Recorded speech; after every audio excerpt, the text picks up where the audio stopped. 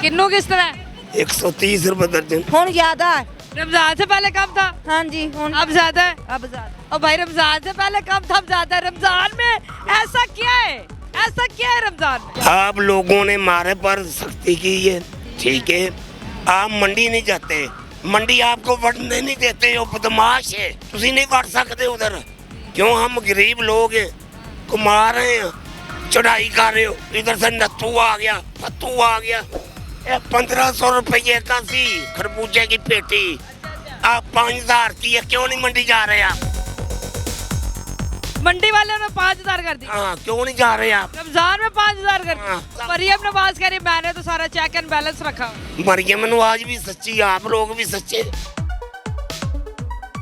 3 kilo की केवी है, 3 kilo की रोजे जो पहले 1400 रुपए की सी, कल ले आया मैं 3000 दी, अज गया 3200 दी। ओए होए होए होए होए होए। चले जी मरियम नवाज साहिबा, ये बात सुन ले आप कि रमजान से पहले 1400, रमजान में कितने की? 3200 की। 3200 की। 3200 रुपया लाना, 80 रुपये बचने सानू। और रोजियां तो पहले चंगी सी, 400 रुपया सानू टोकरी दे जाती सी। तौबा तौबा तौबा तौबा, अस्तगफुर।